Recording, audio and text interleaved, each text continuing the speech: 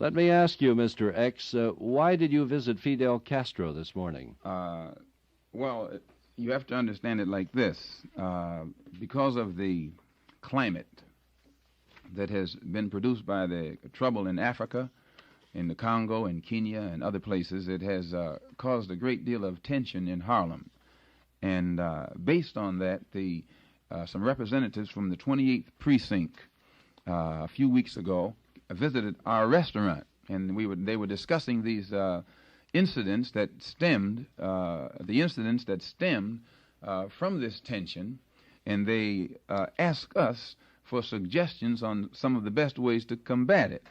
So we suggested that they, instead of condemning the leaders of these different nationalist groups, that they get all of them together at the Amsterdam News Office, where they have the 28th Precinct Community Council at the Amsterdam News Office. I think it's once a month. So that they took this suggestion, and at this meeting about 3 or 4 weeks ago, a sort of a working unity was brought about by the editor of the Amsterdam News and Captain Noonan of the 28th Precinct and Patrolman Sosis, who handles, I think, the public relations or something or other. So it was suggested that working with just that element wasn't sufficient, but to get that element of leaders together with the civic leaders, the business leaders, and whatnot there in Harlem.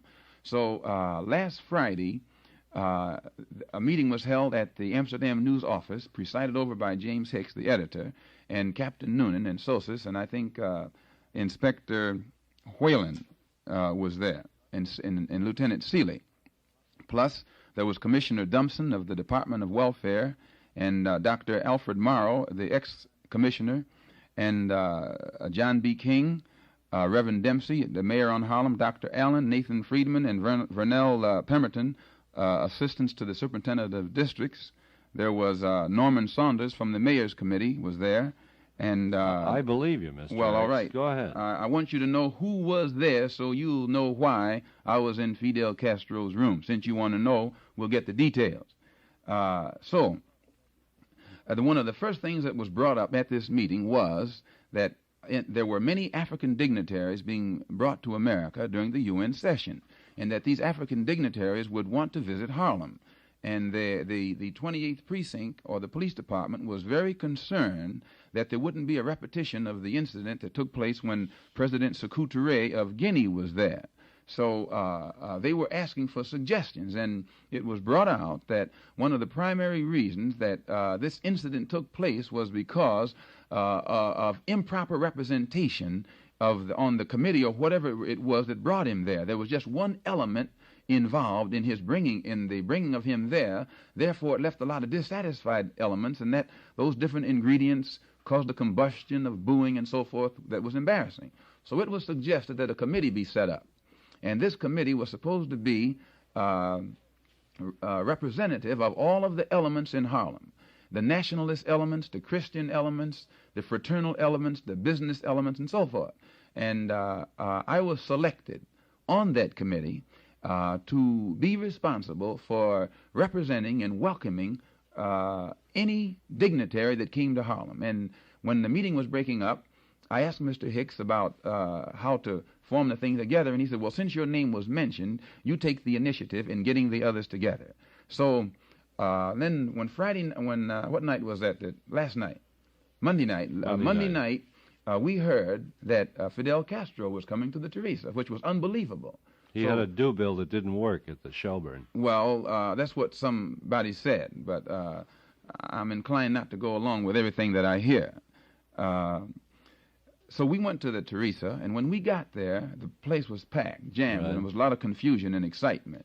Now, I would like to state right here that one of the reasons that we were selected, or the Muslims were selected to be represented on any committee that had anything to do with representing any dignitaries to Harlem, the police department recognizes the fact that out of all of the groups in Harlem, those who are the most, you can't find a better disciplined group, or a more, I don't care what propaganda you say about us, you can't find a more disciplined group or a group that's more law-abiding than the followers of the Honorable Elijah Muhammad, and you can't find a group that's more cooperative with law enforcement officers.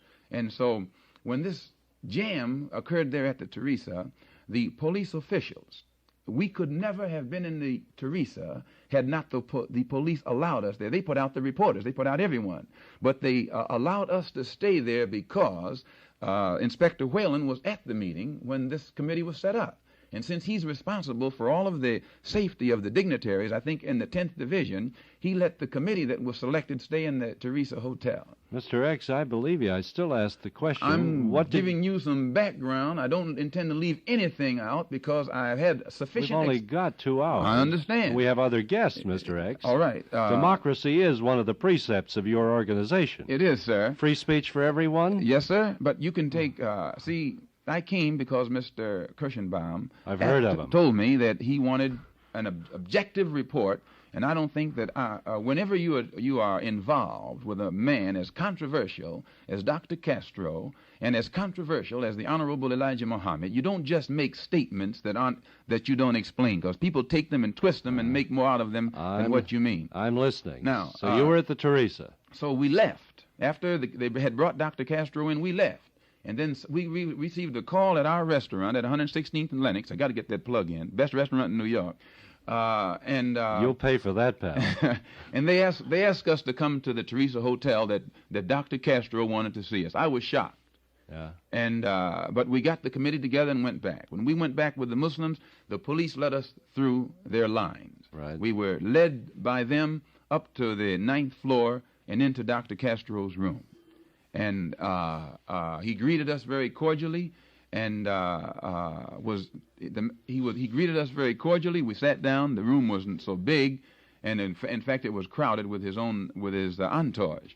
And we were allowed to take in, I think, about 5: 2 Negro reporters, and a cameraman, and 4 of the brothers. And so that was that.